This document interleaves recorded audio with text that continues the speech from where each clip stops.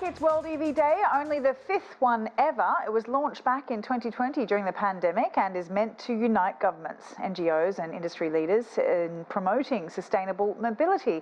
Its mission to inspire global action towards cleaner transportation. The theme this year is Let's Drive Change Together. It's meant to underscore the need for cooperation in overcoming barriers in mainstream EV adoption. Some of those barriers include European tariffs on Chinese electric vehicles. For everything electric vehicle, Lauren Fix joins us now via Zoom. She's an automotive expert and editor-in-chief of Car Coach Reports. Lauren, welcome back. Now, it's the fifth ever World EV Day, reflecting on a journey from a simple concept to a global movement. How has the global demand for electric vehicles evolved in recent years? Well, it depends on the country. Some countries have picked up on it, like you're talking about with Brazil, but other countries have struggled where they don't have the infrastructure for the charging. For example, like England, they have a huge problem with not enough power in order to charge all the electric cars.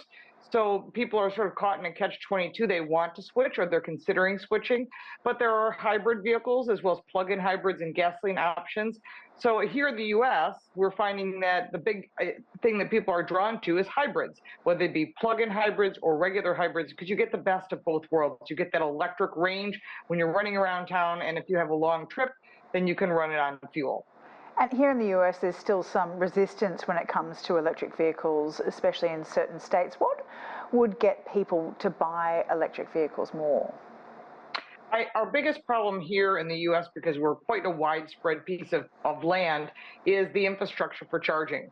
We've got multiple issues, one of them being that there's no fast charging in most cities.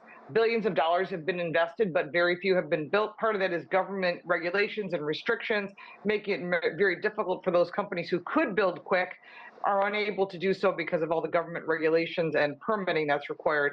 On the other side of that, we have winter in half of the country, and much like that of Canada, we have a problem with not holding that full battery charge. And when you lose a third of your battery life, you find yourself sort of in a difficult situation. When you're looking at a country such as Russia, where they've switched to 100% Chinese cars because of the price, but also the fact that they're selling gasoline-powered vehicles. They're not electric vehicles because it gets so cold there. And so temperature is a big factor. There is no solution for that at this time. But here in the US, the big problem is that we have the snow, the weather. When it's really hot, we have the same issue.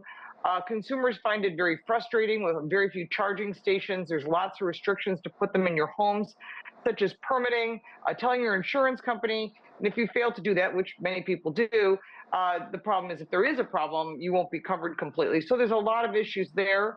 On the collision side, if there's a simple fender bender, the insurance companies are totaling the cars because they don't want to have a risk of potentially catching fire, hurting the driver or your home or other people. So there's a lot of little factors that are involved that every country is going to have their own issues. I don't believe in the end we're going to see all electric here in the US, especially if President Trump gets elected in November. Again, there's so many factors, it's so hard to guess on that.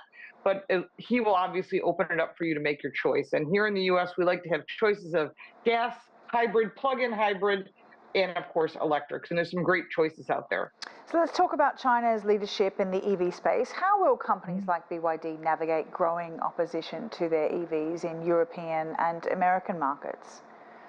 Well, right now they're bringing in commercial vehicles, but to bring regular consumer cars into the U.S. is going to be an issue. Both presidential candidates have said they're going to put a tariff of at least 100% on any Chinese car makers, because they know what will happen is our unions, which are very powerful here in North America, will have a problem if they have 60% less employees making cars and they lose a lot of sales because of the price of the Chinese cars coming in.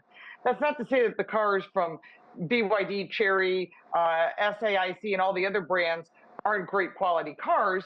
It's the fact is there's a lot of competition. We already have other brands building here in the U.S. So the one thing they would have to do is build product here in the U.S. with U.S. employees in order to sell here at the proper rate. They're already selling many of the components, especially the batteries, here into the U.S., but there's starting to be a lot of pushback on the federal government side that if you want that federal tax credit, which every brand does, to incentivize consumers, the only way you're going to get that is if the battery is built here in the U.S. And the only one who's been able to work around that is pretty much Tesla, who seems to be able to work it very wisely across the entire world. And what role is government and policies playing in shaping the future of the EV market? That is a very good question. It is a huge impact here in North America. I know that like I said, if President Trump gets in, you're going to be open to your choices with no federal tax credit or support. Each state will have its own choice whether to support that additionally. I do know that 4 states, California, Illinois, New Jersey, and I believe it's Connecticut, have also run out of funds. So if they run out of funds to help support their citizens to purchase an electric car, that will make it more expensive. I do know that some brands are having trouble selling here, like Nissan's having trouble with the Aria. They've brought the price down to $199 a month, no money down. I mean, it's getting to be pretty crazy with 0% financing for 72 months.